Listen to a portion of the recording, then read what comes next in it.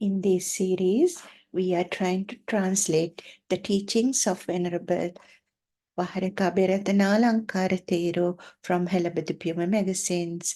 I hope these precious teachings could bring some light to our path towards Nibbana. The following is a summary taken from the Helabodhu Piyuma Magazine version 2.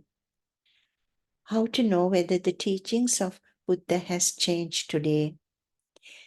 When the words are used to explain Dhamma, we should find out the words that Buddha used to explain Dhamma.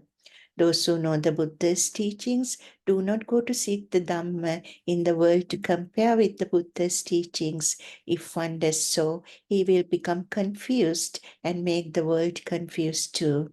If one would like to know the worldly secrets and would like to share these with the world, they should also become a Buddha. As only Buddhas have the threefold wisdom to see the world to preach Dhamma. Arahat Sariputta, who had a high level of wisdom, also only analyzed the headings given by Supreme Buddha. One Supreme Buddha mentioned to Venerable Ananda, Ananda, the Dhamma preached by me is like the leaves of this tree, and what I did not preach is like the leaves in the forest. Buddha, knowing the worldly facts and samsara, and as it is useless to seek the unnecessary things, and advised to seek only what is needed to end the samsara. Even rishis who knew the world at one point, they thought of Brahma ruling the world, preached things incorrectly by seeing the world as a globe and seeing the stars circulating. So the rishis who only knew the inside world were not clever enough to see the Brahma concept accurately. They were not clever enough to see the changes in the material world. Supreme Buddha did not preach the sermons to devas or the deities that was preached to Brahmas or humans. The classification of 32 parts of the body was not taught to Brahmas or devas. Buddha had explained Dhamma to Brahmas, Devas, and humans differently. The Mahamangala Sutta is an example for this. Shanabhanguratva, or the time for something to appear and to get destroyed, is explained cleverly using examples on how different types of dirt should remove from clothes. When removing a mud stain appearing in a cloth is good only for the similar situation, but oily stains should be removed with a different chemical. In Parinibbana Sutta states that Buddha once said to Mara that until my disciples are able to know the Dhamma well and able to separate Dhamma, the correct teaching, from Adhamma, the incorrect teaching, also to separate Vinaya, discipline, from Avinaya or disorderly, well, I will not attain Parinibbana. Similarly, Lord Buddha preached to Bhikkhuni Prajapati Gotami, if this Dhamma is for attachment and not for disattachment, and this will make to go in the samsara. Also, if a person admires sensual pleasures and laziness, and if someone preaches such things, it is not Dhamma, it is not Vinaya. It is Gotami, this Dhamma brings one to disattachment and not to attachment. It does not lead to journey of samsara. It is for the release. It is for simplicity, not for luxury. It is for happiness, not for sorrow. It is not for leisure, not for collectiveness. It is for effort and not for laziness. It is for taking up good things.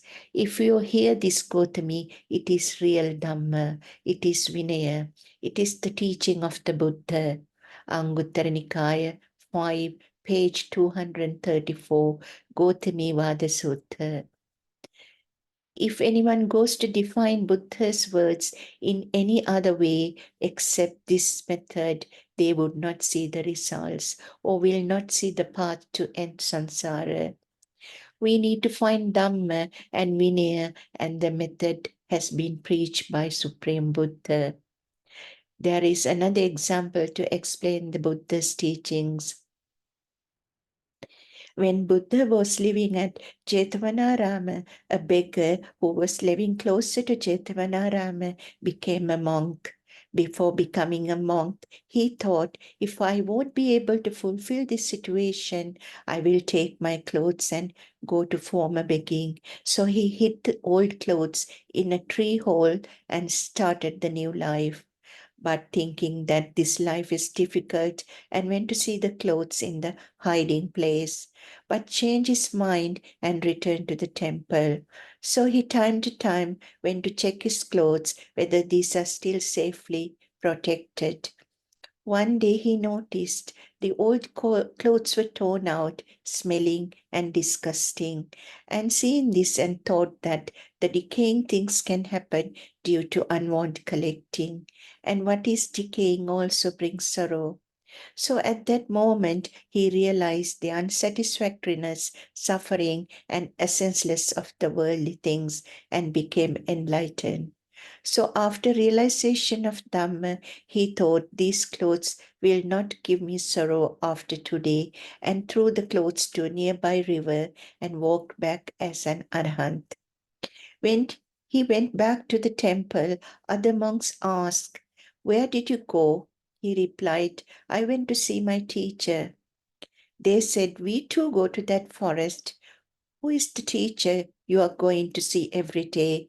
Who is there? Show us also that teacher." He replied, "Today I threw this teacher to the river." The monks thought this was a great crime and went to Buddha to mention this.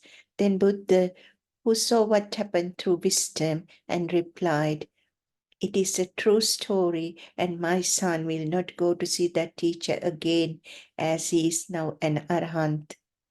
One should understand that if anything reduces raga, dvesha, moha, greed, hatred, or delusion, then this is the teaching of the Buddha. One should not believe what is being said as it from a person who is keeping it in memory, or heard from a party having it reserved, but also should not throw it away, but compare them with Dhamma, Buddhist teachings, or Vinaya, Buddhist disciplines, and if it agrees, then should accept it. Evan me sutang, translate as I heard so. Sutta Pitaka says thus, what Ananda Thero heard from Supreme Buddha was brought down by bhikkhus and by memorizing and then printed in books in this way. So this Dhamma accepted by the learned, and then we came to know the Dhamma. But one should carefully examine what is heard than believing it is true. An example was given by Venerable Abhiratanalankara Thero to explain this. A rich man, out of sympathy, gives a bag full of gold pieces to a person. Then they also shares this with a group of people. Then seeing the group of enemies following them, dividing the pieces to separate bags, hiding them in different places. One person hides them in an attic. These gold pieces get discolored. Then another person buries them. The mud color covers them. Another put these in fire. After everything is pacified, they collect them all. They notices they are different from gold. They put them away and search for more, and not seeing them as gold, decided to use them for other work. Once again, they collects all the hidden pieces and notices some of these have mixed up with some other metal. Noticing this, they decide to throw everything away, even there are discolored gold pieces are there. But some others make ornaments with these.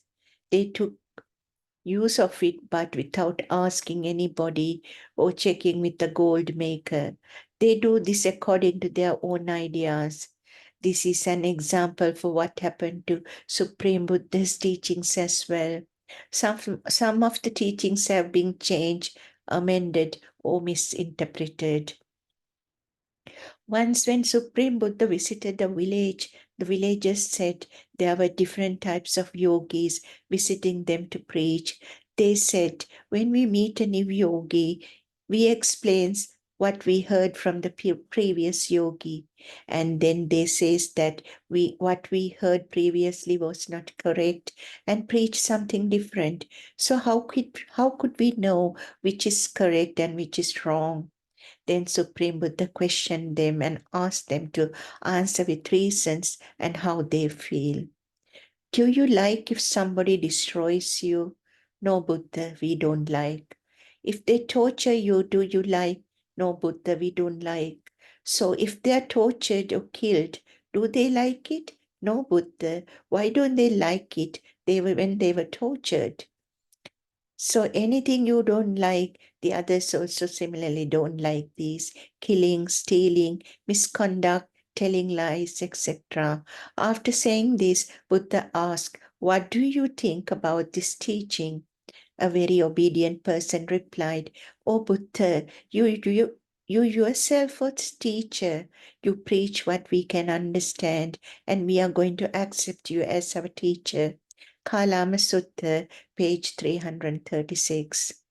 So accordingly, we should not always believe what is written on books, or as we heard this as true, and should check whether these reduces raga, dvesha, or moha. And if that is the case, then we should accept these as the teachings of Buddha. Sadhu, Teruvan Saranai.